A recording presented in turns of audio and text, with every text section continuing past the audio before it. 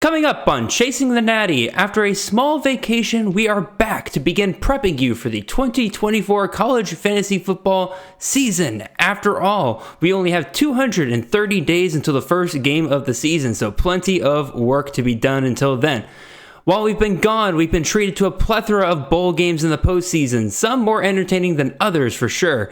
In those games, though, we saw a ton of big performances. Are those performances for real and indicating who will be the next CFF superstars? Or are they fake and fool's gold, ready to make you waste your draft capital this upcoming season? Chris K and I will be on the show breaking down 13 of these players today to help you know which player is which. All that and more coming right after this.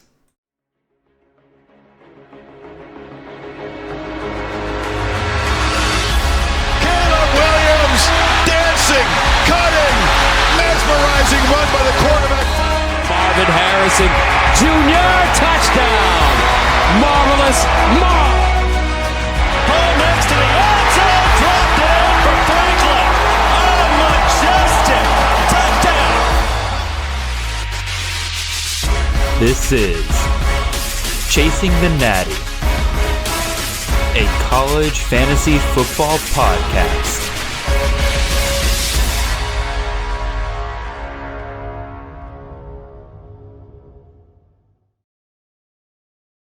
All right, welcome in everyone. This is Jared Palmgren, host of the Chasing the Natty podcast. I hope you guys are having a wonderful ride to your work on this Monday morning. We are the College Fantasy Football Podcast on the Campus Canton Podcast Network. You can find us on all of your podcast feeds and on YouTube every Monday morning during the off season at 6 a.m. sharp. If you want to support the great work we're doing here, head on over to campuscanton.com and subscribe there with one of our stupendous tiers. You'll find everything you need for your CFF, Devi, C2C, and betting needs, including rankings, articles, tools, and even more than that. You can also find me and the show on Twitter. I am at CFF_Jared, and the show is at Chasing the Natty. And the man sitting across from me, a man who is riding high with his Lions in the NFL, his Wolverines ready to play for a national championship tonight, as of when this would be released.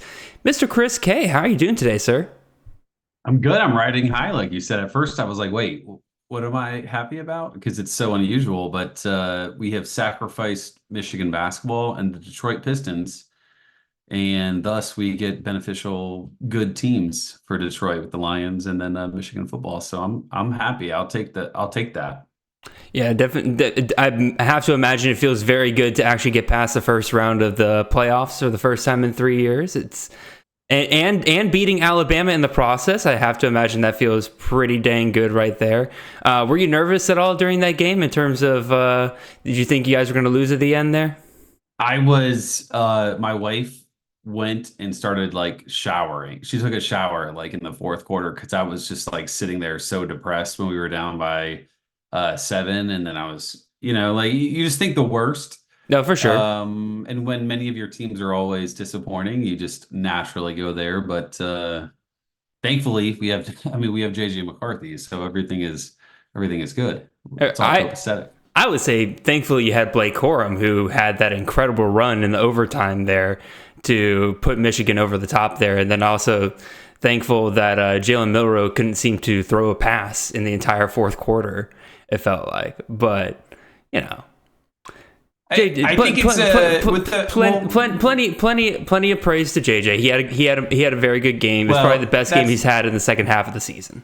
Yeah, that's more in jest. But Corum obviously is incredible legend in Michigan status now.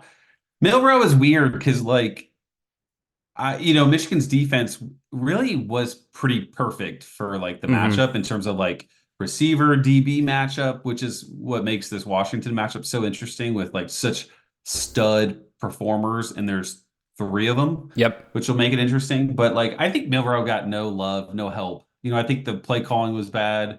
Oh, no, for sure. sure. Were awful. And I think the offensive line just in general was bad, or maybe just the defensive line was just that much more overpowering. But it definitely was not Milroe's best game. And, going into 2024, I was super high on Milroe, and I still am, but like you start to see some people trickle in with like, oh, is he really the guy? And it's like, a month ago, people were talking about Heisman winner, and now he's like, maybe not even the guy. Like, what? Yeah, again, just like you were saying, JJ, the praise there for JJ was in jest. Like me saying Milroe couldn't throw a pass in the fourth, which he couldn't throw a pass in the fourth quarter. He had a really bad ending to that game, but like the amount of hate that people lobbed on him after that game was just so absolutely ridiculous. I am very much in on Milroe next year. I think he takes a big step this offseason. Once he actually has all of the starters reps, I think that'll be nice for him to have there. Should lead to a big jump up from him. I'll go ahead and say it. I'm probably going to have him as my QB1 for college fantasy next year. Again, you got an offense that's going to score 40 points a game, dual threat guy. Not really a clear guy in that backfield that's going to take stuff away from him there. I'm fully in on him this next upcoming year. Like, what did he finish as this year? I think it was definitely top 20 QB. Yeah, he was QB 15 this year, and that was with him having a ton of issues at the start of the season there. I think that he will be in for a much bigger year next year. Are you going to go with JJ McCarthy again next year? No. In terms of top, I mean, hey, Corum's gone, man. Corum's gone. All those touchdowns are going to be back on the board for somebody to take. I'm not gonna.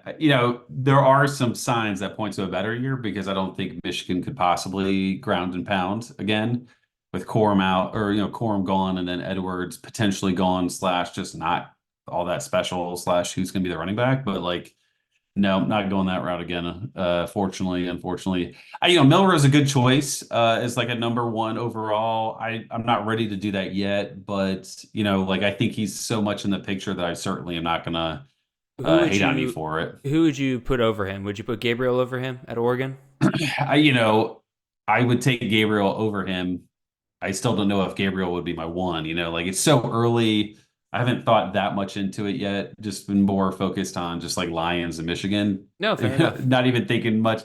But I would say Gabriel is over Milroe. I'd like, who knows? Like, does Milroe throw more? Like Milroe's rushing certainly is there, but he needs to throw a little bit more. Like your QB1 doesn't throw for 220 a game. Like his prop is never 220 a game. No. Like. So he just has to overcome that hurdle that is the coaching staff. But he's certainly going to be a top 5 or 10 guy, which will be fun to watch. No, absolutely. One last thing, and then we'll be done talking about the playoffs and national championship. Got to ask, Michigan going to win it? Yeah, I think so. I told my wife, I was like, if we beat Bama, then I think we win. Like I think Bama's the hurdle, and that. Like we are facing another high-powered, amazing opponent in a different conference. We get to see Michigan against like a team out of conference, which typically in previous years, right? You mentioned it, like it hasn't been successful. So I do think we win. I internally debate over what the score will be. But I feel pretty good about a win. Something like I said this on Burning the Red Shirt, like 27-21, 30-23 type, I think. I can honestly see it being even a little bit lower scoring than that. Like I could see like a 24, like 20 something kind of like that. I will ask you though, I'm looking at Michigan's schedule here. I do not see an offense on there that is nearly as good as what you'll face against Washington. So I think that's kind of the X factor. Is Michigan's defense has been incredible this year. But pretty much, even the good offenses, like historically good programs for offense that Michigan's had to face this year in Ohio State and Bama, I think you can agree with me that their offenses this year have not been as great as they have been in the past couple of years. So I think that's kind of going to be the key thing of and you kind of touched on it earlier. Can Michigan's DBs keep up with those 3 incredible receivers? Mm-hmm. You could say though, right? Like this is the same defense with another year of experience that played great against CJ Stroud. So like that's the closest thing you can get to it. That's my whole like if we can beat Bama thing that I feel really good about winning the next game thing, because like we haven't necessarily seen Michigan against these higher upper tier opponents. At least we haven't seen them where they perform well. But we did last weekend. But I think regardless, we've had some really bad playoff games in the last 5 years. I think this year's 4 crushed it. between the last two. I mean, last two games were awesome, and it could happen, but I don't see this game Monday night being being a blowout. No, not it I won't be think a that's a blowout either low way. chance. And So. this is again going we're getting down a rabbit hole now, but it's fun to talk about this stuff. But like people complain about the committee this year, and there's plenty of reasons to complain about the committee this year. But at the end of the day, they were trying to get 4 teams in there, and people are like, "Oh, they're going for TV ratings." I'm like, "Well, yes and no." They were going for TV ratings in the fact that they wanted to get 4 teams in there that they didn't think were going to be there wasn't going to be a blowout. If they put Florida State in there, they felt like that whoever faced Florida State, it was going to be a blowout. They were going to get bad TV ratings from that. So they put Bama in instead. It wasn't necessarily the name programming. It's that if Florida State was a more competitive team, they probably would have put them in there at that point. So this is probably the first year where I think there was legitimately more than 4 teams that deserved a shot to play for a championship at the end of the year, which is, I think, really showed the flaw of the 4-team playoff. Because again, most years it's 2 teams, maybe 3 teams at the top that really deserve the shot, and then everybody else is kind of a tier below that and everything. Versus like this year, Bama legitimately, just based on resume, 1-loss SEC championship, deserved a shot. Florida State, undefeated team in the ACC, deserved a shot. Michigan, Washington, Texas, obviously they all deserved a shot. And then Georgia, only loss in 2 years was a 3-point loss to another one of the top 4 teams. Probably deserved a shot, but yeah, I think we'll see how this was like a perfect storm this year. You had 3 undefeateds, and none of them were SEC teams. And then you had one of the teams that was at the very top beat the best team in the SEC. Yep. In theory, right, with Bama. You could not have had a good situation. This was just like a perfect storm of insanity. But like, honestly, and I'll say this out loud and regret it, but like, I think Georgia is at least the second best team in the country, and they just got left out because of the way it was. Like, yeah, you get why they were left out, but like, that's how kind of crazy the end of the year ended up being.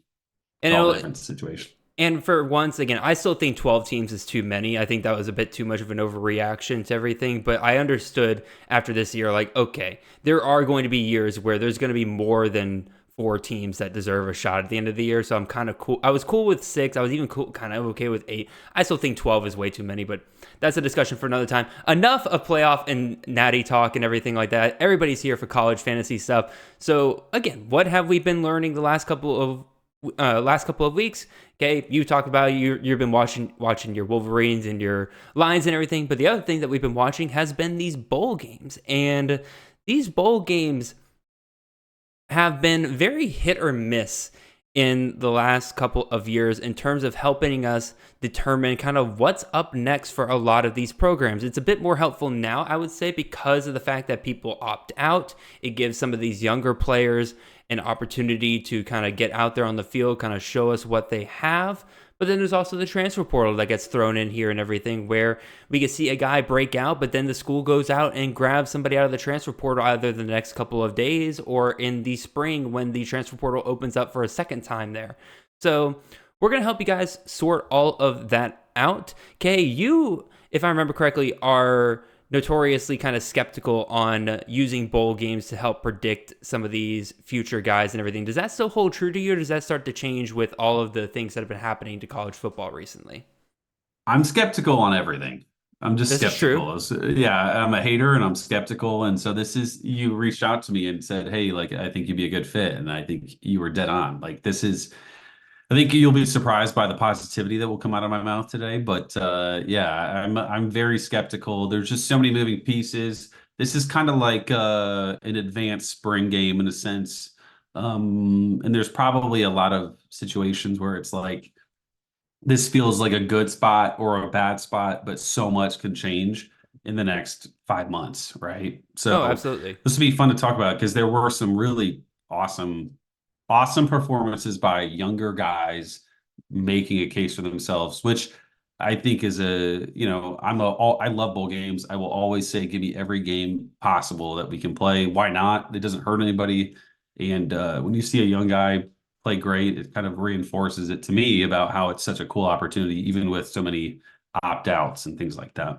Oh, absolutely. And again, just to reinforce the point here, I went back and looked at 2022 bowl game breakout guys just to see like, okay, like what was kind of the hit rate here. And a couple of guys here, some really big ones. Ashton Gianti had a massive bowl game, 28 carries, 178 yards, and a touchdown in that game. So he was the RB2 this year, and he didn't really get anything going really into that bowl game outside of a couple of big performances throughout the year there, but he wasn't really consistent at that point. Malik Neighbors. People forget that he would finish as the wide receiver 146 last year. Like, he was getting drafted pretty highly, but I don't think he would have gotten drafted as highly this past year if he didn't finish the year with 9 catches, 163 yards, and a touchdown in that bowl game, kind of indicating that, okay, maybe they're going to shift to targeting Neighbors a lot more there. But then there's also definitely tons of fake guys in here, like Jacquez Stewart, the running back for Toledo, 23 carries, 111 yards, did basically nothing this year. Got completely overtaken by Penny Boone. Devin Voisin, the wide receiver for South Alabama, obviously he got hurt early in the year, but even still, like up until that point, he was not showing, the signs of a true wide receiver one for USA there. Big one that got me, Rodney Hammond, 25 carries, 89 yards, 2 touchdowns in the game against UCLA last year. What did he do this year? Basically nothing. And Javante Barnes out of Oklahoma, 27 carries, 108 yards, and a touchdown. We thought, okay, Barnes is going to be that next big Oklahoma running back there.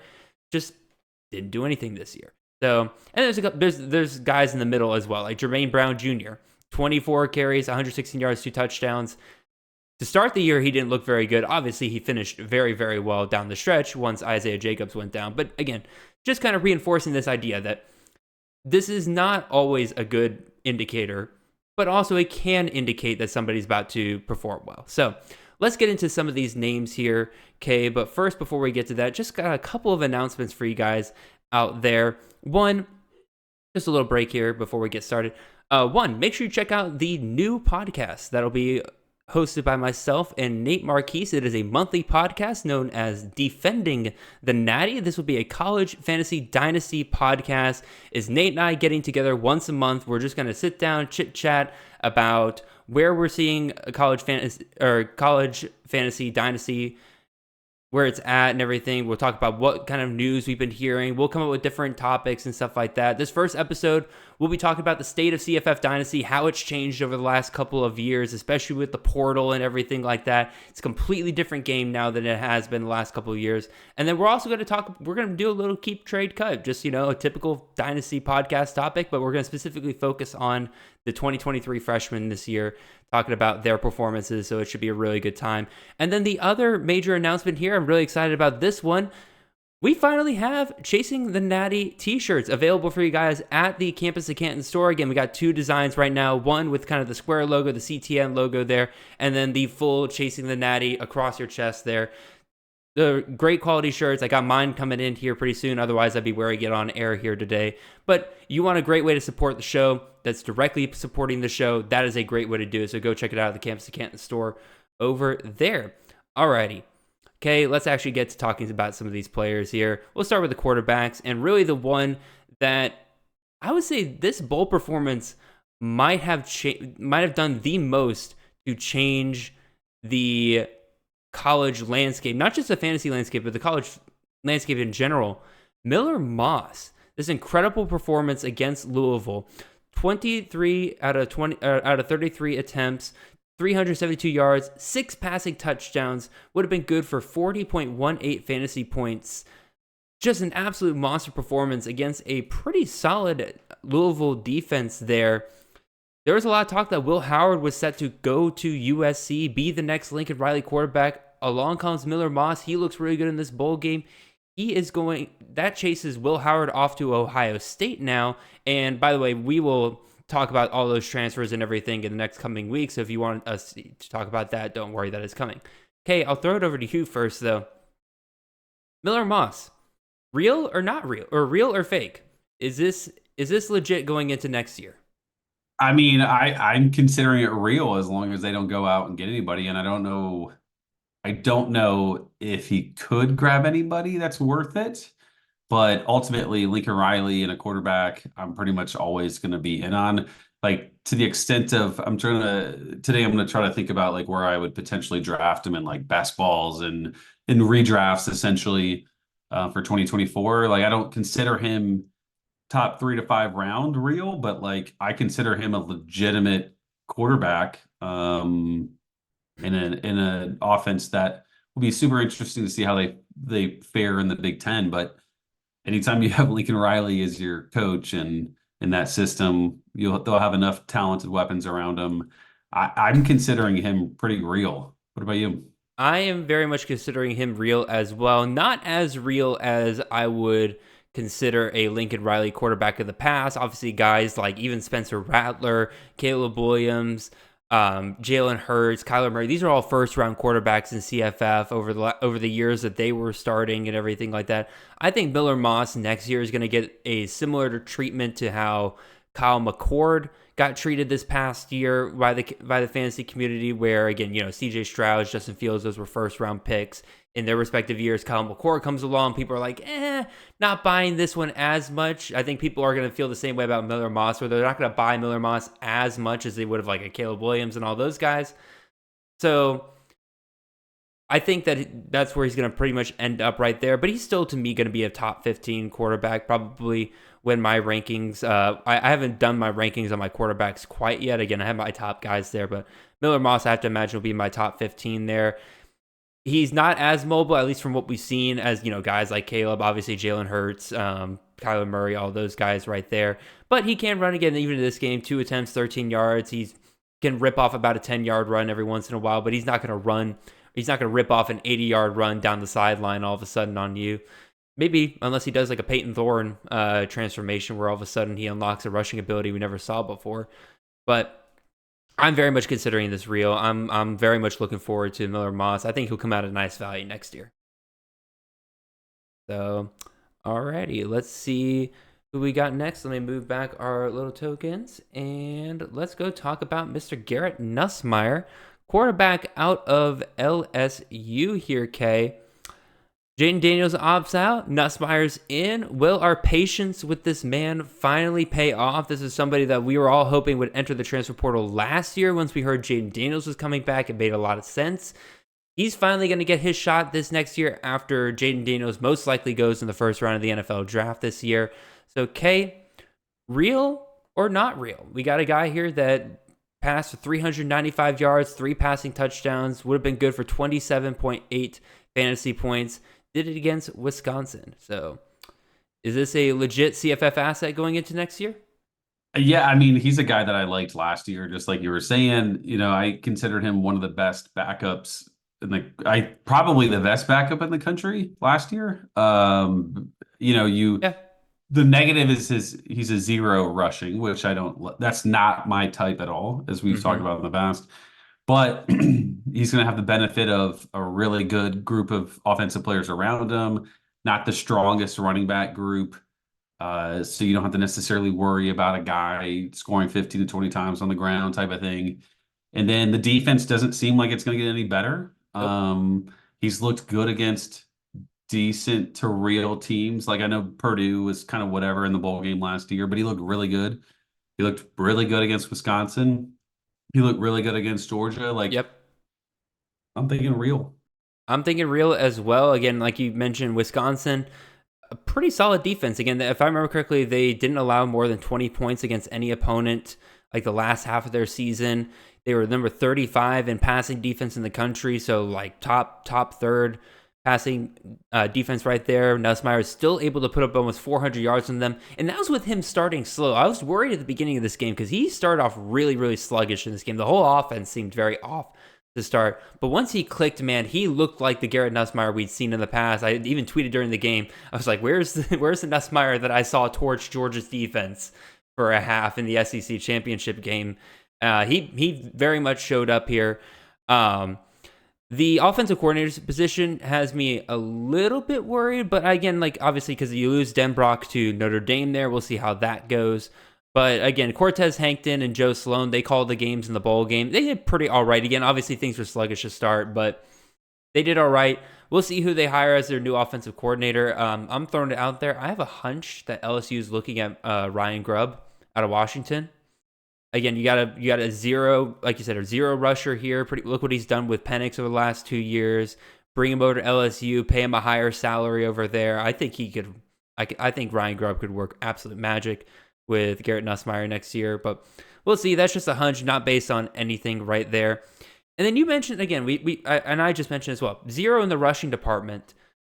But Kay, let me ask you a question. I don't know if you're reading my notes or not here, man, but like, if you took away all of Jaden Daniels' rushing last year, like a complete 0, took away all his rushing last year, and you only included his fantasy points from his passing, what do you think he finished as?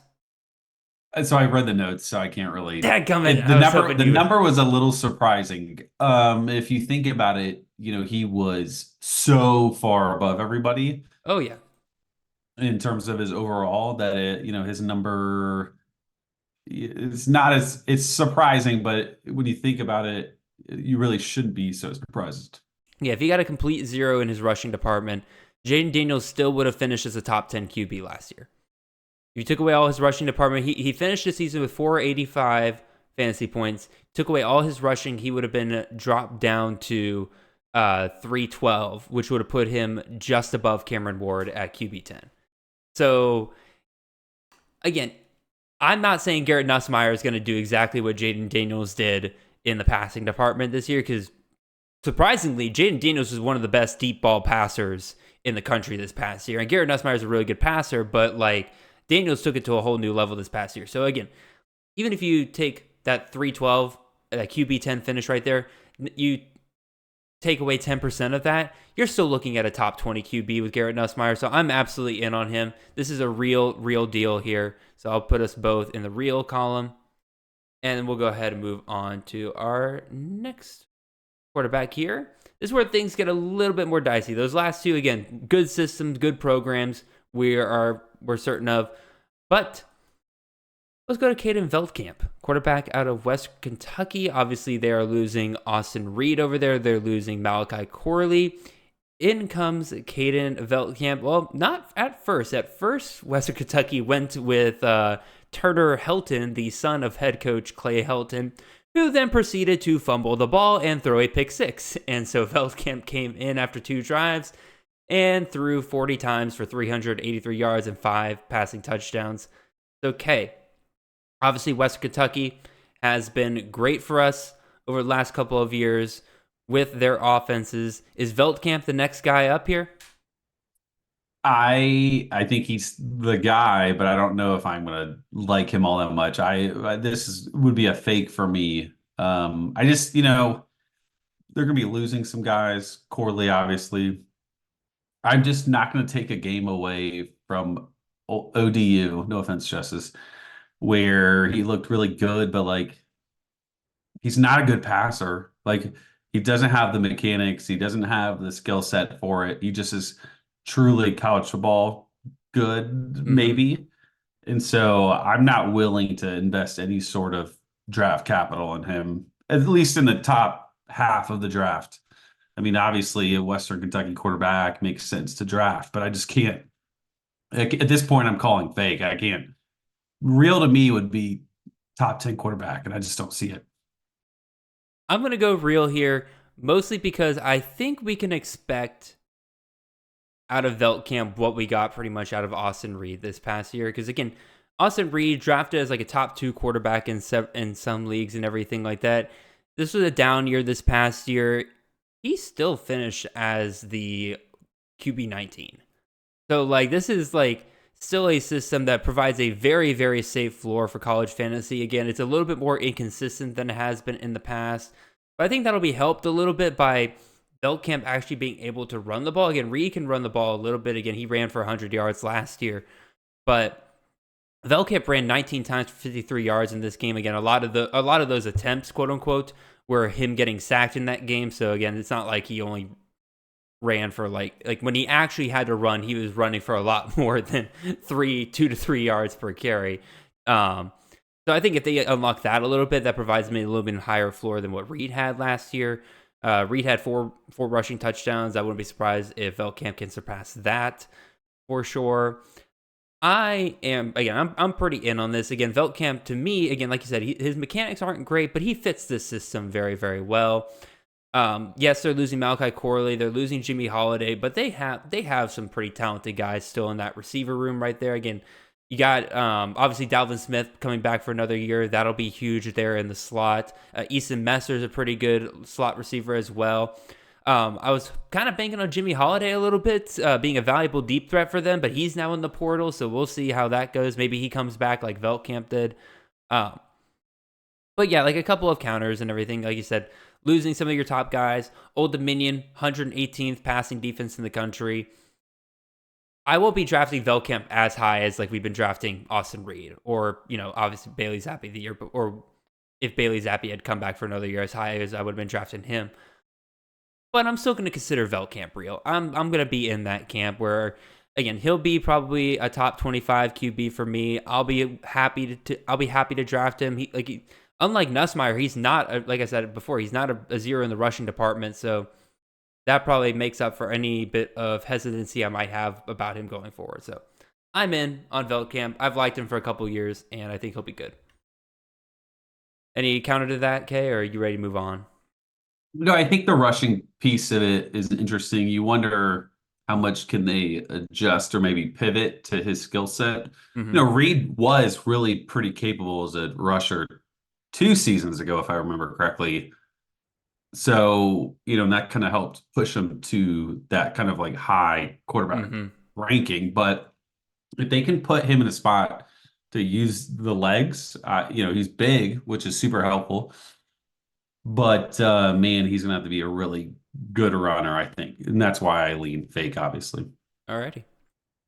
Last quarterback we'll talk about here. This one I would say is probably the most volatile out of the 4 QBs we'll be discussing today, in terms of like, this is not a typical CFF friendly system. This is a young player here. This is somebody we haven't really gotten to see a ton out of here, but it's like that typical bowl game hero kind of guy. He didn't come out of nowhere per se, but again, this is probably his biggest performance of his young career and everything, so I think it's worth discussing here. Giovanni Gio Lopez, quarterback out of South Alabama. Carter Bradley has not necessarily been the greatest CFF quarterback over the last couple of years, so like I said, this is not really a system we love for quarterbacks, but at least for me, what I've seen out of Gio Lopez, I am intrigued by so far. Again, he's a true freshman quarterback for the Jaguars.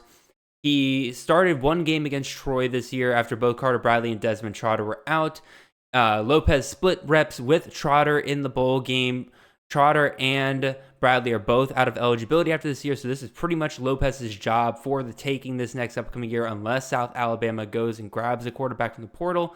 But they also haven't done that so far, so I think that's pretty indicative that they like what they have with Lopez. Again, the fact that he started a full game for them against Troy, I think kind of indicates that they like what he have in him. And again, what I've seen so far, I'm intrigued by, especially his rushing here. 9 for 39 against Troy. Again, not the greatest in the world, but again, Troy's defense is super legit. And then against Eastern Michigan, 7 carries, 81 yards, and a touchdown right there. Also 3 for 3 touchdowns there, almost 200 yards, and that was with him only getting half the reps in the game there. So I'm very intrigued. Again, give him a full season of off season of reps. Give me a full season of Sun Belt schedule. I am gonna say real in terms of the fact that I think he will be a CFF guy for next year. But I'm okay with him being like a my guy, because like you come on here, you tell me fake, Jared. This isn't a system. This isn't like this, you're taking too much from a few games here and everything. I'm totally fine with that. I totally understand it. But for me, I'll draft him wherever he falls in. I'm pretty much gonna draft a ton of him next year. I'm gonna be fully in on him.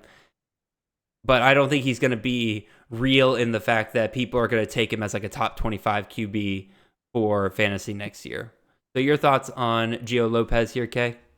I don't think it is the system, but you watch the bowl game, he played like maybe 60% of the game, and they kind of made it the system. I don't know. I'm considering him real as well. Okay. And I think he could creep into the top 25. I mean, we saw how he ran. The Sun Belt's not the toughest conference ever. No. And, from a passing perspective, it's friendly. I don't know. I lean towards him being a really, really interesting CFF commodity in 2024. He looked great running the football. He had limited action, Yep. young guy. So it's hard not to really kind of like him going into 2024. Eastern Michigan's obviously not a great opponent, No. but I would think that South Alabama is a smart enough coaching staff to kind of adjust to his style, Hmm. or maybe they had Carter Bradley and Desmond Trotter and they adjusted their style and they can be in the middle. But I like him. I consider him real.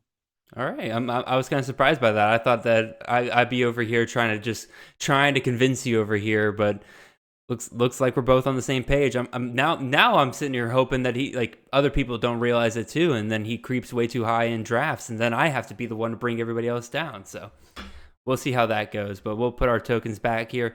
Let's start talking about some of these running backs here, okay? We got 5 of these guys to talk about. Some very interesting ones here to look at, but we'll start with Ricky Hunt, the running back out of Ohio. He went up against Georgia Southern.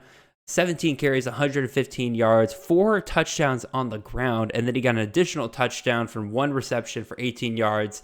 So overall, 43.8 fantasy points and half-point PPR formats in this game. Just an absolute monster day for Ricky Hunt here. But he, once again, very much the epitome of a bowl game breakout kind of dude. Didn't log a single stat since September 23rd, which is the only game he logged a stat in. He went 6 for 19 and 0 in that game against Bowling Green. Dead silence the whole way back. Then we get to the bowl game. Allison's gone. Bangura's transferred. Ohio needed to run somebody out there, and they went and grabbed Ricky Hunt. And he has looked really, really good as a redshirt freshman here, performing for the Bobcats here. So, Kay, I'll throw it over to you, man. Real or not real for fantasy next year? Man, this is tough because the MAC and Ohio running backs is always some shenanigans. But I'm gonna lean real. There's as seemingly as nobody left. Nolan McCormick has been there a few years, and they rolled him out early. Ricky Hunt completely outplayed him. Yep. I don't know how they could go back to McCormick as the guy going into the year. I would be worried about investing a ton of draft capital in many leagues, but I would 100% make sure that he's taken in every league that I'm in. Yeah. But you never know. It's the MAC. Things get weird. I lean real, a little sketchy, but definitely real. My notes here pretty much say the exact same thing in terms of like I'm going to go with real, but it's like a barely kind of like I'm going with real. Because again, there are things to like here, obviously. Like you mentioned, everybody's gone. Not just at the running back position, but Curtis Rourke's gone. You got their 2 top receivers in Cross and Wiggless are gone. You got their top 3 tight ends are gone. This whole offense is completely falling apart this offseason. So that's going to either be a really bad thing in terms of Ohio stinks next year, and then Ricky Hunt doesn't get as much run or as much touchdown opportunity, but it also could be a really good thing in the fact that Ohio could just be like, screw it, let's just hand it off to our best player, which is Ricky Hunt, and therefore you get a ton of volume right there, especially in the MAC. Sometimes all you need is your best player just to go off right there. In terms of other thoughts that I had, again, to add to some of the sketchiness here, again, I've already talked about it before, just not logging any stats throughout the season. He might have been hurt. I'd need to go find information on that. Again, finding information on the MAC is like pulling teeth sometimes. But even still, like, the fact that he didn't do much throughout the season comes into Georgia Southern game.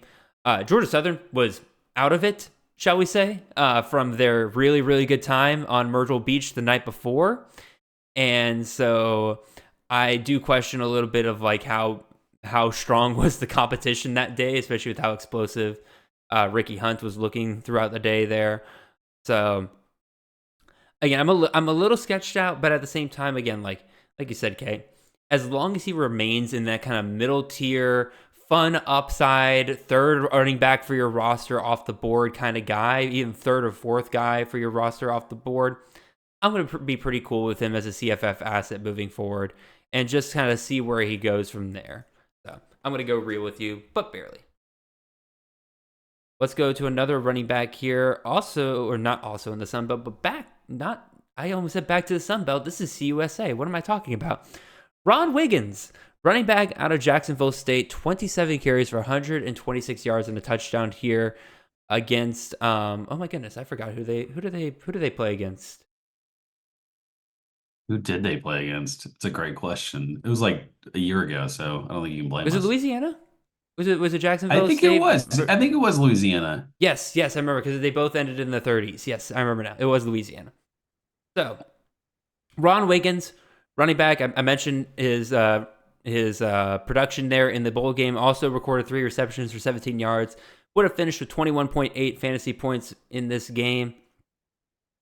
This Jacksonville State running back room all year has been just an absolute mess trying to figure out. And that's pretty much why I'm going to go with fake here, because it has been a committee the entire year. It has been a hot hand situation throughout the year. It's been, you never know what you're going to get pretty much. Because like, again, you see his performance, 27 carries. That's a lot. That is a clear workhorse role for this game for Ron Wiggins. And he has been looking good in the latter half of the season. But 27 carries is great. But when you add in the context that he had 11 carries total in his previous 2 games before that, it's a little weird. And you might say like, "Oh, Jared, they found something during the bowl game practices." Like, okay, if that's the case, why did he go from 17 carries against South Carolina to then 3 and 8 in his next 2 games? Clearly, this, like I said, this has been a hot hand kind of situation. They look to see who's got the hot hand of the day, and that's going to make it a mess for next year. I'm not going to go with Wiggins in most drafts if he gets taken very highly because of this performance here at the end. A couple of things are going his way, though. Again, Malik Jackson, who came with Rich Rod to Jacksonville State, he's out of eligibility, so that clears up the running back room just a little bit. And then Anwar Lewis faded big time down the stretch for the Gamecocks. So if you want a reason to believe in Wiggins, those are pretty much the 2 reasons right there. But I'm going with fake. This is my first negative here. I'm not going with it. Okay, what about you, man? I like him. I'm gonna get some fakes here coming soon. Don't worry. I think he's a best ball guy, though. Redraft would scare me because I do think with Rich Rod and the potential for running back by committee, you're just gonna run into this like where you play him the week he shouldn't. Yeah. You shouldn't, and vice versa. But in best balls, I think he makes a good bit of sense. Rich Rod is a great offensive mind as long as he stays at Jacksonville State. Obviously, that's a really positive thing for quarterbacks and running backs. You get Jackson out. Anwar Lewis was like kind of supposed to be the guy going into the year, and then I think it was either an injury or maybe a suspension or something like that kind of slowed him down to start. If you look at the beginning of the year, Jackson was an awesome early season guy. Oh yeah. I consider him real for best balls because I think there's probably going to be 7 weeks where he's really pretty awesome. 100 yards and a touchdown, a little bit of receiving work. I just have a hard time figuring out which weeks those are. And so that's why I think in redraft, that's tough. But in best ball, I think, again, he's a guy that I think I will make sure that he gets drafted in every best ball that I'm in. I can't imagine him not being picked in a 30-round best ball, but if he's not in round 30, you will be seeing me taking him. Yeah, and I think the small counter I'd have to that is that pretty much every guy that we're going to talk about here in one way, shape, or form is going to be worth a best ball pick next year because of the fact that, again, they've proven they can go off. They can have these big performances here. And so, like, again, you take them as a late best ball option, any of these guys, they're going to probably pop off for a couple games next year. But for me, in terms of like, am I grabbing this guy as somebody I'm going to rely on every single week, as a guy that I'm going to expect to get 20 plus carries every single week? Nah, I'm not relying on that for Wiggins whatsoever. Yeah, and I'll go a little bit deeper into it. This is so hard this early in the season. Oh, the absolutely. off season. I would think he's for me, top 12 to 15 rounder. So Okay, like, you know, you almost gave me a heart attack, Kay. I thought you were going to with a say running back, top I'm 12 not to gonna say 15 that. running back. I was like, Top- oh my God, Kay. Top 12 running back is what? Like, or I'm sorry, top 12 rounder is probably it's a top 150 player, right? So that's probably running back 25 to 35-ish. And then like Probably a I little think later than that, probably around 35-ish. so I think he very much is a top 35 running back. I have not. I have So actually no. it's so early. I can say this. Running back is the one position I have ranked out a bit. I've ranked 45 running backs, and I would still have them outside my top 45 running backs. Off the top of your head, who's in the 40s that we could kind of compare? Kyle Monangai out of Rutgers, Hmm. Nick Singleton, Penn State, C.J. Wow. Donaldson, West Virginia.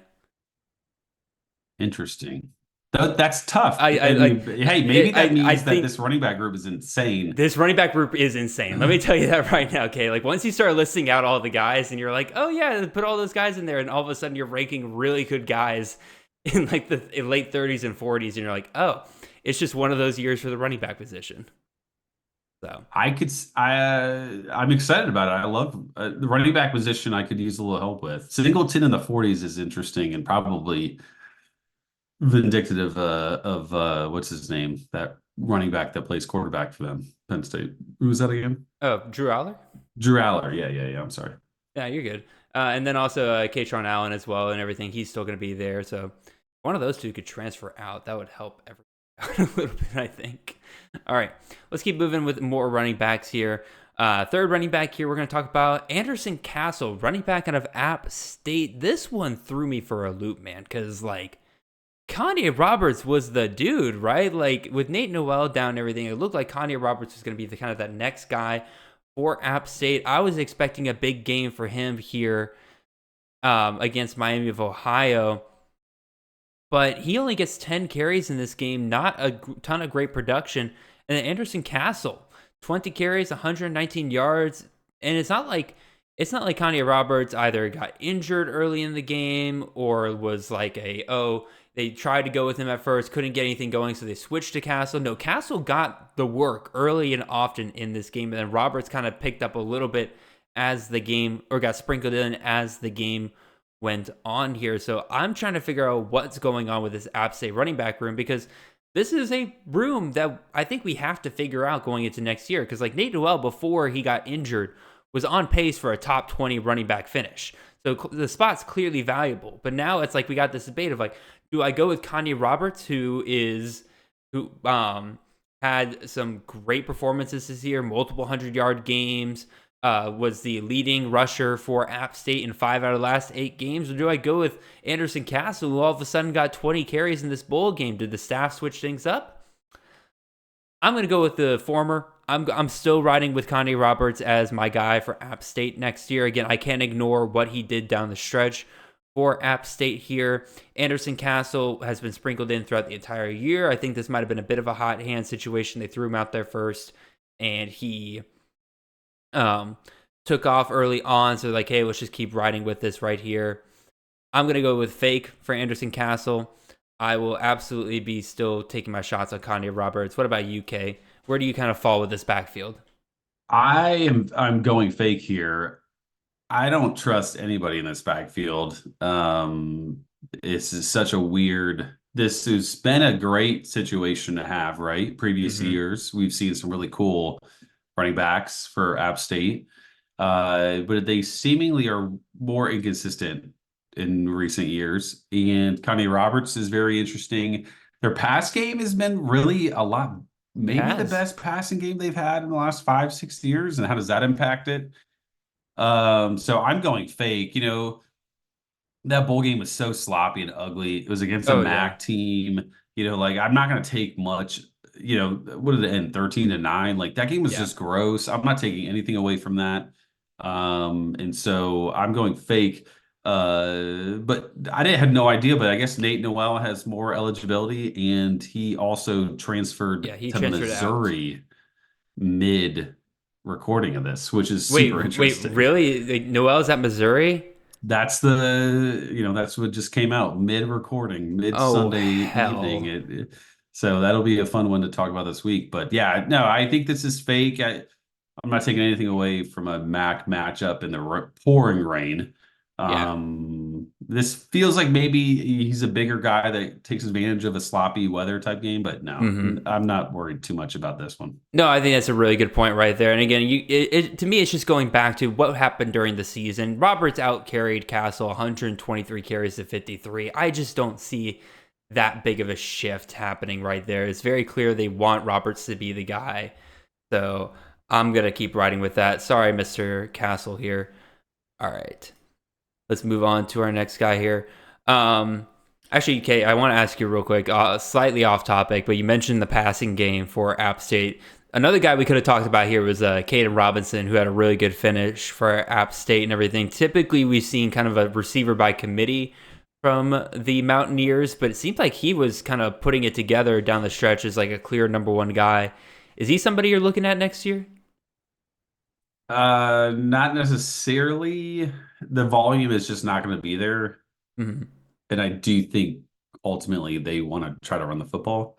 Mm-hmm. I liken him to like how I probably viewed like a Javon Baker, Kobe Hudson, like Okay. last off season, which ended up being pretty profitable. I took one or the other in pretty much the mid 20s every draft last year, and it worked out well. They had a bunch of good games.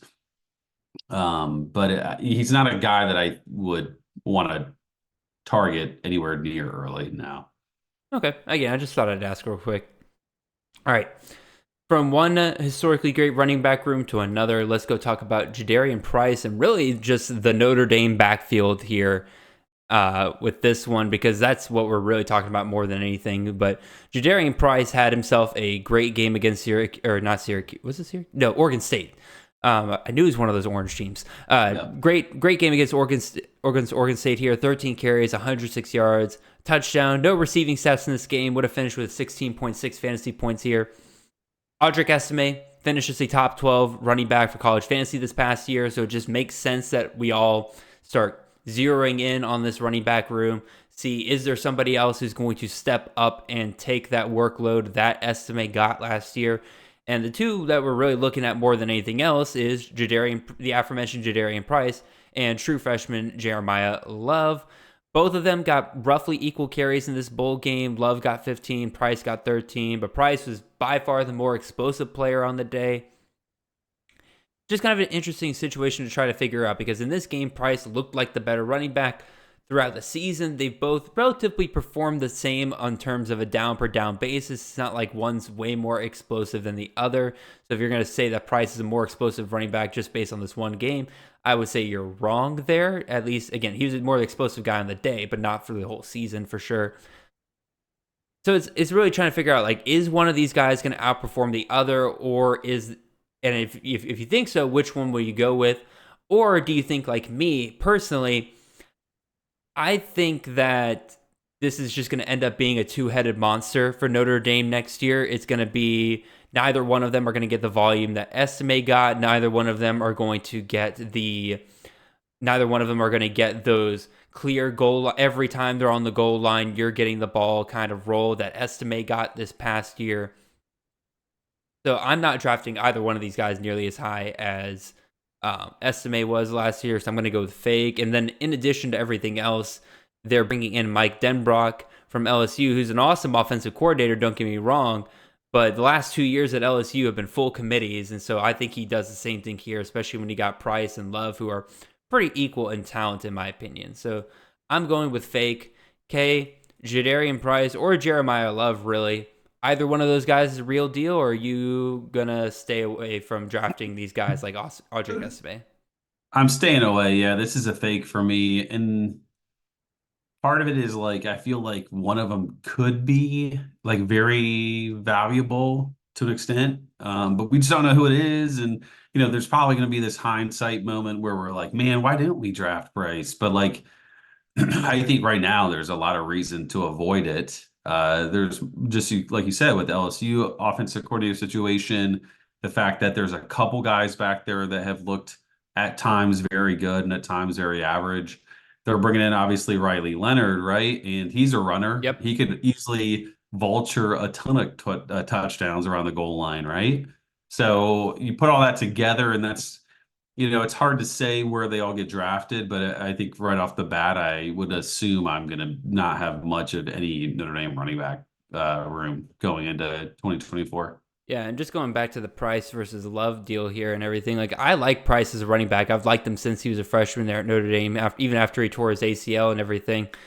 But again, he looked good in this game, about even carries with Love, but Love on the season out carried Price 71-45. So if you're like thinking this bowl game is indicative that Price is going to end up being the next dude for Notre Dame, again, I find it fake.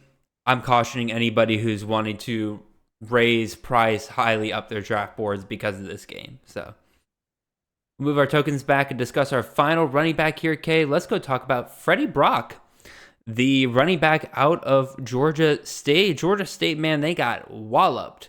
I mean, walloped with some of the guys that they will be losing this year. Obviously, they're losing Darren Granger to eligibility. Marcus Carroll, after his insane year, he is now at Missouri now to apparently take on Nate Noel in that backfield. We'll see how that goes. And then KZ Adams, for some reason, decided to transfer out of there as well, even though he probably would have been the next guy up for the Panthers next year.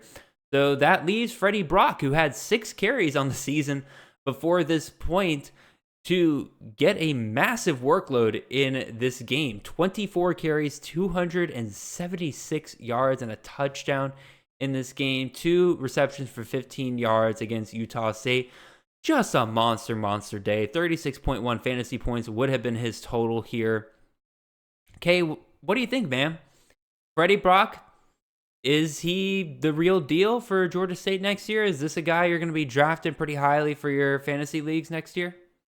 This one is maybe the toughest one for me of all of them. Like, I get it on both sides, right? Like, this has been a good backfield to have in years past. He looked incredible. He came from Maine, I believe, and was pretty good at Maine, so it's not like he came out of complete nowhere. Like, so, but, like, how good is this offense actually going to be? I'm going to say fake because you could be a pretty good running back in a bad offense and it doesn't matter. Mm-hmm. Plus, like, what else do they do in the portal? He looked good. That's the hard part. He looked really good, right? Yeah. Like Ricky Hunt good in terms of like out of nowhere, random, huge performance. Just looked awesome. But that's a hard one. Utah State's pretty awful too, right? So Georgia State had a lot of things going. I'm going to say fake, but man, this is probably the toughest one of all the guys we'll talk about today. I like him too much, man. I got to go real here. He, like you said, he looked really, really good in this game. It was a little slow to start out, but again, once that defense wore down even just a little bit, Brock just absolutely took off. Again, you can see it in the stats, over 10 yards per carry. He's just an absolute monster on the day. I think it's a good point bringing up his history with Maine. He's been in this role before. He played well at Maine in terms of the workload and everything. Obviously, again, huge competition difference there, but he showed that he could handle it, at least here. You talked about the transfer portal. They do bring in CJ Beasley from Coastal Carolina, who initially I was kind of excited about when they brought in, because I was like, okay, he's a guy I could buy into.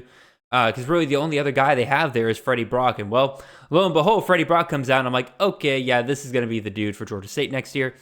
I am obviously worried about them losing Darren Granger, but they bring in a pretty solid option to replace him, in my opinion, with Zach Gibson coming out of Georgia Tech. I've gotten my eyes on him during Georgia Tech's spring game 2 years ago.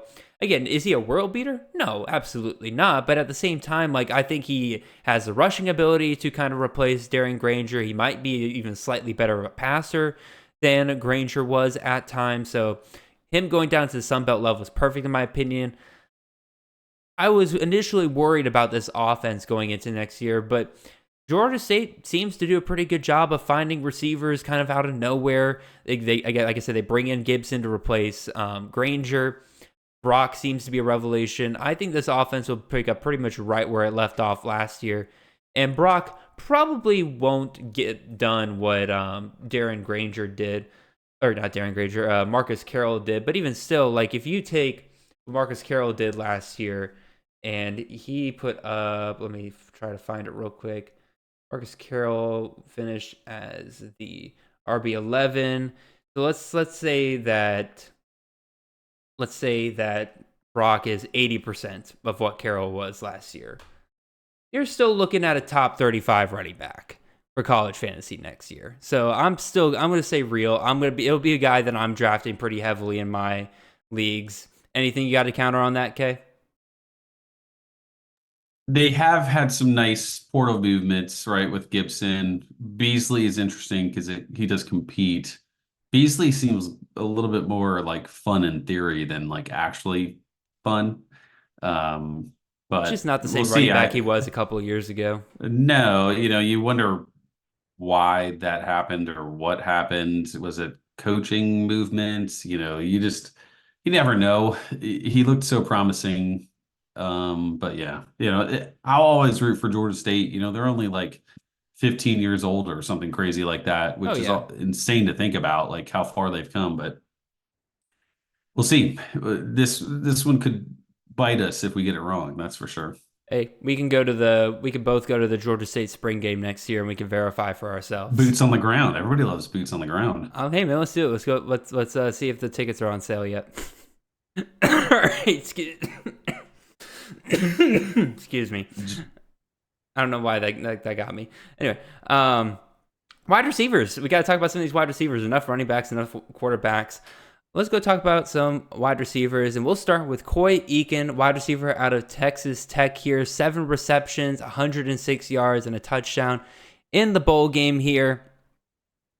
Okay, I feel like I am a sad, pathetic boyfriend who just wants to get back with his ex over and over again every time I think about this Zach Kittley system for college fantasy. Because we've been chasing it the last 2 years, and what has that gotten us? It's gotten us Jared Bradley, the wide receiver 121 in 2022. And this year, it got us Miles Price, the wide receiver 188 in college fantasy this past year. And those were the best receivers that Zach Kittley's system put up last year. Is it time that we stop, or is Eakin a guy that maybe we take a look at? Because, again, he had a good performance here, 9 targets, 7 receptions, 106 yards, touchdown. And then he had 10 targets the game before, 7, 5, 8, 7, like a pretty good consistent number of targets throughout the second half of the season. And that wide receiver room is completely cleared out. Loic Fouonji, J.J. Sparkman, Miles Price, Jaron Bradley, Nehemiah Martinez, they're all gone. This room's completely opened up. And so that does kind of offer a lot of opportunity for maybe a guy like Eakin, who got a lot of run down the stretch, to potentially separate from the rest of that room. But also, they're bringing in Josh Kelly. And Josh Kelly is coming from a very similar system with Ben Arbuckle running it over there at Washington State. Probably told Josh Kelly, like, hey, if you want to run in a similar system, go to Coach K over there at Texas Tech, and you'll basically be running the exact same thing. So I'm going to go fake here because I am jaded with this Zach Kittley system. I'm not going to be taking a ton of shots on it next year. And if I am going to be taking a shot on it, it'll be Josh Kelly, who I saw succeed in a similar system last year and finished as a wide receiver 33. As far as Eakin's going to go, he's going to have to prove it to me early on next season if I'm going to come around on him. I just can't really see it. What about you, Kay? It's interesting because they seemingly loved him in fall camp, and then he got hurt. Mm-hmm. He comes back and he gets, for a young guy, I think he's a redshirt sophomore now, maybe something like that. Like, he's fairly young with not really anything proven, and he's produced. I mean, they've given him snaps. All that being said, I am also putting him as a fake. I don't know if I would say give me Josh Kelly over him. Like, I think the staff really does like Eakin, but I just don't know if, doesn't he play outside, right? Does. And that's not typically the best spot for Kittley in the offense. And, It's and not you a mentioned, death. It's hey, not a death sentence per se, because like I said, Kelly played outside for Arbuckle last year. That worked out well for him. God, what was the name of the second wide receiver? Not Stearns. Um, David Davis. no, not David Davis. Oh my God, he went to Penn State afterwards. Oh my God, no, this is gonna drive. This is gonna drive me nuts. This is gonna drive me nuts. But the other top wide receiver they had that year played on the outside. What is your name? Anyway, you keep talking, Kay. I'll look it up. Yeah, you think about it. So I think I'm not encouraged by the quarterback play. I think the system's cool. Before all these random guys were kind of relevant for Texas Tech, like, you say, hey, all these guys are leaving, but like they weren't really anybody before they played at Texas Tech. So like, what's to say that other random guys pop up and are kind of, in the world and relevant that mess with Eakin? Josh Kelly ultimately is probably like the driving force behind the fake because that's a legitimate option, and I don't love the quarterback play that we've seen. Mm-hmm. I would say I would say he's going to be the best receiver at Texas Tech. I just don't know if I just don't necessarily think that's Worth anything. great. As Nate and I would, laugh about, he's just pretty much the tallest midget at that point, right? Mm-hmm. So, it is interesting because that is a great spot to be in. They showed a lot of confidence in him early. So maybe, but I'm going to say fake. Also, the name of the wide receiver I was trying to refer to is Mitchell Tinsley. Finished as a wide receiver 18 that year, while Stearns was number 1. So again, there is a path if Kitley gets the system going for an outside wide receiver to be a top option for fantasy. I just don't think it's going to be this year. So I'm going to go fake. You're going fake. I'll put your token over mine. And let's move on to our second wide receiver here. Really, our second and third, because I smushed these guys together because it's the same offense here. But Rashad Owens and Brennan Presley. Kay, when we were putting this show together, I asked you to point out the players that you really wanted to talk about, and you highlighted a single player, and that was Brennan Presley. You kind of let me decide the rest and everything, but you were like, we have to talk about Brennan Presley. So, okay, get it off your chest, man. What do you want to talk about with Brennan Presley here, man? You had done a good job of already highlighting guys, but yes, I think coming in, I'm thinking like, man, like this is a position for him to be really, really good in 2024. He feels like he's been around forever. Mm-hmm. But he is back. Here we go. We're doing this one last ride. And just complete target monster in the last half of the season. Plays a really like a slot role where, easy catches. You wonder how much of an upside he has. But man, if you tell me I need a guy to get 15 fantasy points, like a receiver, like it feels like he's pretty much a lock for it. I will probably have a ton of him. I don't know where he gets drafted, but I will probably have a ton of him. It's positive news that Alan Bowman is back. The negative would be Ollie Gordon is also back, and maybe that takes away that upside that I just previously mentioned he doesn't necessarily have, Presley. But I'm not worried about like a Rashad Owens also being there or a random receiver that they have do well. Like they had some different performances that were nice from random guys. It's hard to ignore the amount of usage he got in the second half of the season. So I consider it very real, and I'm very interested to see where he gets taken early on. I think that both Presley and Owens are going to be very good options for CFF next year. Again, Presley was super clutch for me down the stretch, especially in the FSGA league that I won. He was pivotal for me in those games because of those were full point PPR leagues. And so he had 15 receptions, the semifinals, 9 receptions the week after. No touchdowns in either of those games, but like, those provided just a massively safe floor and for me in all of those games. So that was absolutely incredible. And I think he's going to do the same thing next year.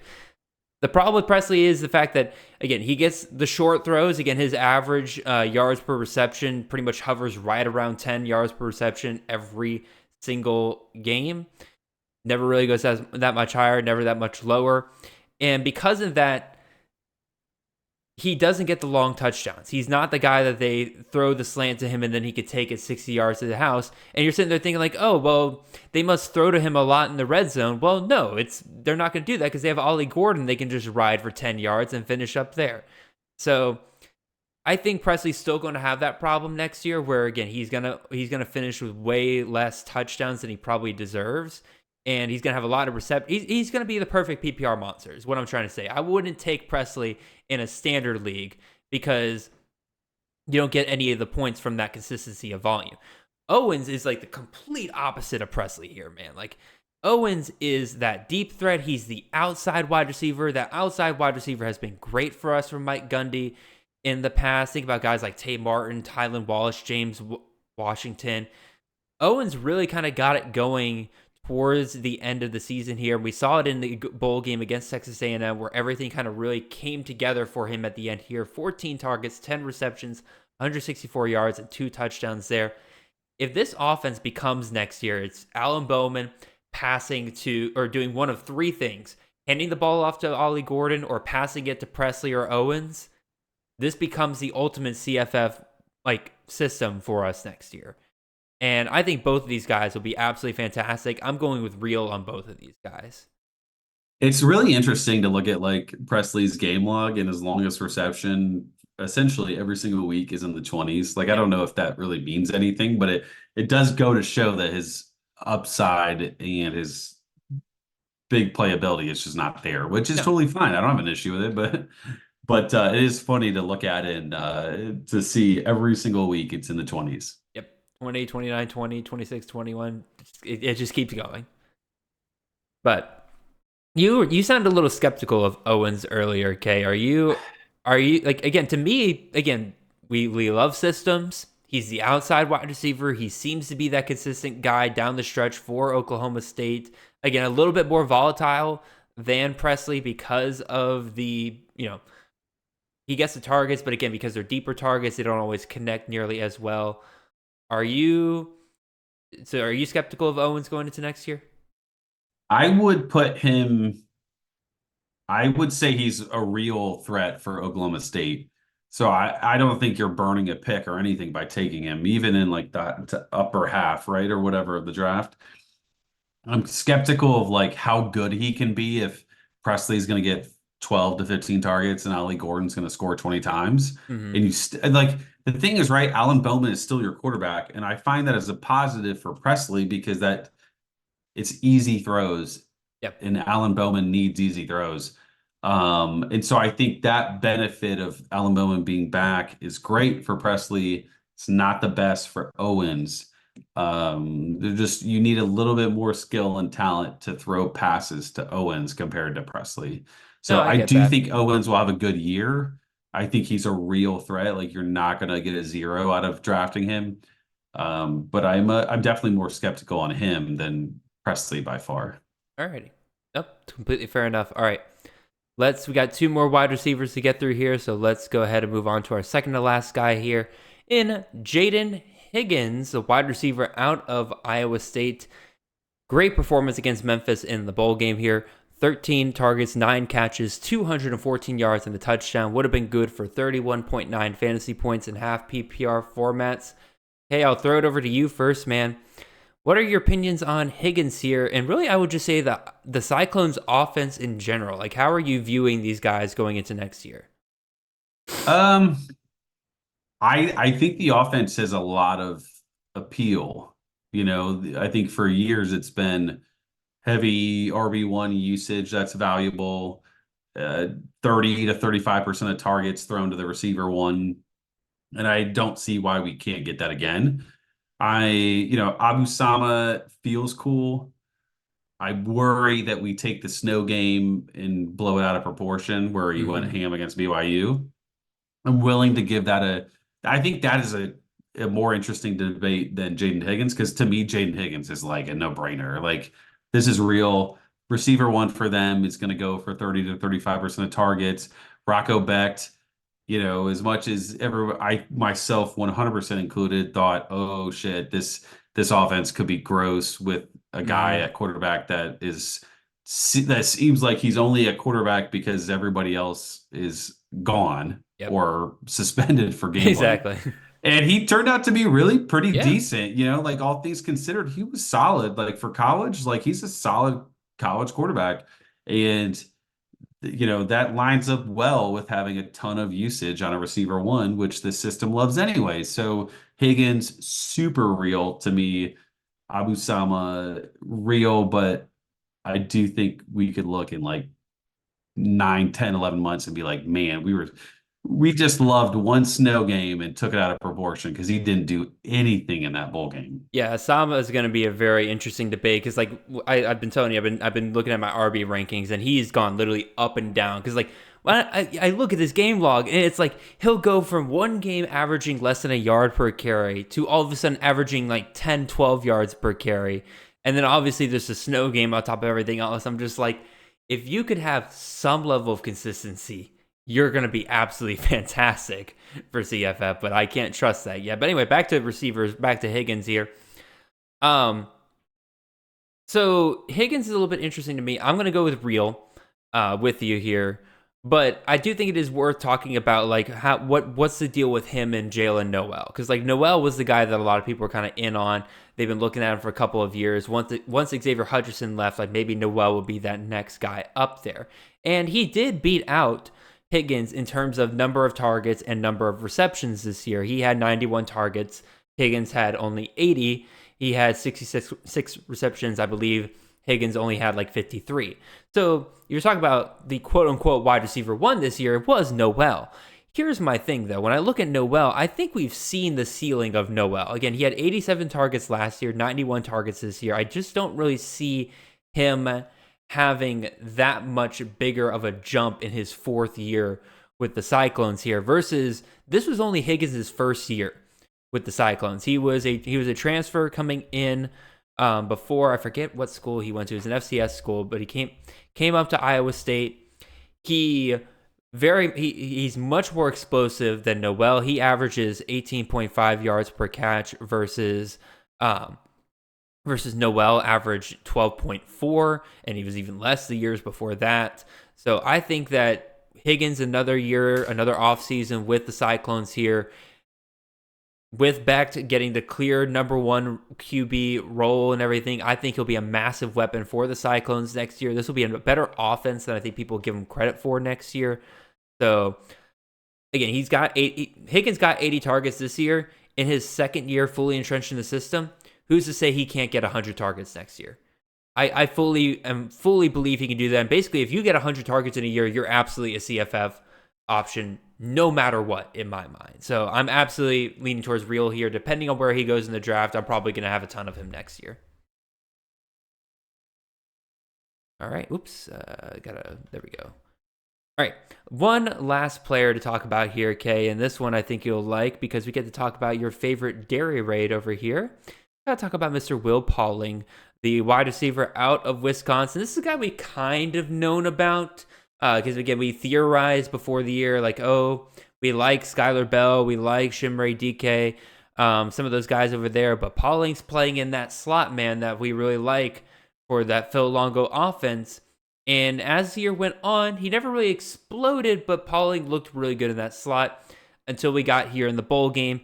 10 targets, 8 catches, 143 yards, 2 touchdowns against LSU. Would have been good for 30.3 fantasy points in half PPR formats. So, okay, Pauling, real or fake? I think this is real. I mean, we've seen Longo and what the offense has done for his role, which was essentially Josh Downs. It felt like they were trying to figure out what the heck they were doing with their receivers to start, but then it clicked, and all of a sudden, like if you look at maybe like the last 8 games for him, he had double-digit targets in like 7 of 9. And that's like exactly what I expect. You bring in Tyler Van Dyke, I believe, if I remember correctly, at quarterback. He very much helped produce solid receivers at the beginning of the season for Miami. It seemed like really pretty cut and dry for the top 3 guys.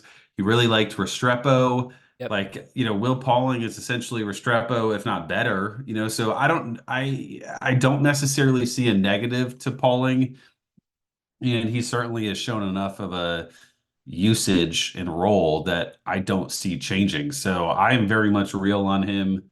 I'm very curious to see where he gets picked in drafts because he will, with that Longo, everybody loves systems. Nate will be pushing systems as we all should. And he's a perfect fit for the system. So I'm curious to see where he ends up being taken in these drafts.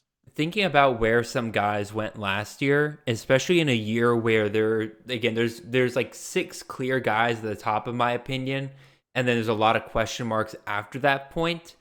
Pauling feels like a guy that's going to rise up to the 3rd or 4th round. Like that, I don't know if that scares UK and everything, but like I feel like that's a perfectly fair range to take him, considering how many question marks there is at the position next year. I mean, top 5 rounds doesn't feel crazy right off the top of the head, right? Yeah. We're not deep into rankings and looking at who's back and situations because everything is so fluid right now. But Yeah, like, for sure. if you said top 5 rounds, I'd be like, yeah, okay, that makes pretty good sense. Like, I don't think you're a crazy person for it. Because like Squirrel White, that was like a 3rd, 4th round pick last year. Like this feels like very much in a similar way, where like we saw some potential. And we're liking what we see. We're hoping for a big next step this upcoming year. Hopefully, he ends up better than Squirrel White did this year. But again, when I think about Will Pauling, I just see a easy top 15 wide receiver for next year. Again, he finished as a wide receiver 100 this year, which obviously isn't great. But part of that was just he couldn't find the end zone. He had 4 touchdowns in the regular season, despite the number of targets that he was getting, which I feel like that's going to level out next year. And then the other part of it is if you take his performance after the bye week, and again, those bye weeks can be very important sometimes because that's when, you start to see some changes with personnel getting shifted around. They realize what's not working early in the season, so they shift to something different later in the season. After that bye week, if you take his performance and the bowl game, those 9 games after the bye week, and extrapolate it to 12 games, you're already looking at a top 30 wide receiver just on his performances this year. And then if you just take his target numbers, he got 96 targets post bye week, including the bowl game. Like once again, if you extrapolate that to 12 games, that's 128 targets over 12 games. That would have been the 4th highest number of targets a receiver got in the regular season this past year. So to me, if you're like me and you just love target monsters, you love guys that get that volume, Pauling is an absolute no-brainer. I'm full-on real with this one. Again, do I expect 8, 143, and 2 touchdowns every single week? No, because he's not going to face LSU's defense every single week. But at the same time, like, I feel very, very solid about him taking a very big step next year as the number 1 guy. Any last thoughts there, Kay? Any other players that you're kind of thinking about as, like, you just want to throw out there, get my thoughts, or just kind of give your thoughts on it real quick, or? No, I think you hit on all of them. I think in the coming months we'll have some really interesting conversations because this portal has just created some craziness and a bunch of guys going to the same spot. Like it'll be fun to continue the conversation of like real, fake, but just in kind of different ways. Yeah, absolutely. Again, there's plenty of other guys we could have talked about here today as well. Again, like Corey Rucker had a really big game for Arkansas State. Like, is he back? Is that legit for next year? Jamal Pritchett, is that the next great South Alabama wide receiver? We talked about Gio Lopez. Do those two help each other out right there? That could be really fun. Phil Moffa at Clemson without Will Shipley. What's going on over there? Nico Yamalieva and Dylan Sampson next year. Obviously, those two, I think, are going to spark quite a bit of debate this offseason. Again, tons of fun. Lots of things to still figure out. Like Kay said, the portal still got to settle down here. The next 2 weeks, we'll be breaking down a ton of those transfers, talking about who are the most impactful guys, who lost the most stock. We will figure all of that stuff out. But, like I said, Kay, really appreciate you coming on here, man. I know you are super busy right now enjoying your time with the Lions and the Wolverines. You're having a great time, and you came on here to discuss all these guys with me, so I can't thank you enough, man. What's going on with BTR? What's going on with, obviously, DFS is done for a while now, but any other fun stuff that you'll be working on? No, just burning a red shirt, just having fun with that. And this is like our fun time. This is Yeah. what we enjoy talking about is stuff like this, right? I always enjoy coming on. Appreciate you having me. But this is like the stuff that I enjoy the most is like the skeptical, the crazy situations. Do I agree with like, is this going to be a breakout versus not type of thing? So it's always fun to hear other people's opinions on some of these players that we saw pop off in games that we were very intently watching. So enjoyed being on it, and yeah, burning the red shirt essentially every week. We're doing something right now, but yeah, just having a good time with the off season. Yeah, you and Cats are absolutely rocking it over there. I'm looking forward to having you guys join us for the way too early CFF mock draft that'll be coming out here at the end of the month. So for all of you guys listening out there, make sure you check that out here at the end of January. We got an all-star lineup for that this year. You guys are going to absolutely love it. Once again, just a quick reminder again of those two announcements earlier. Make sure you check out Defending the Natty. That'll be on the podcast feed here on January 17th. Again, me and Nate will be discussing a ton of Dynasty stuff there, so check that out. And then again, go check out those t-shirts over at campuscanton.com. Help out Chasing the Natty directly with those. So until then, Kay, appreciate you, sir. Appreciate all of you guys listening out there. Happy 2024. Really glad we're back in the swing of things, and we can get back to, like we said, this is kind of the most fun time of the year. Start speculating. Until then, y'all keep having fun. Enjoy the Natty, and I'll see you guys next time. Hope you guys have a wonderful and blessed week. See y'all.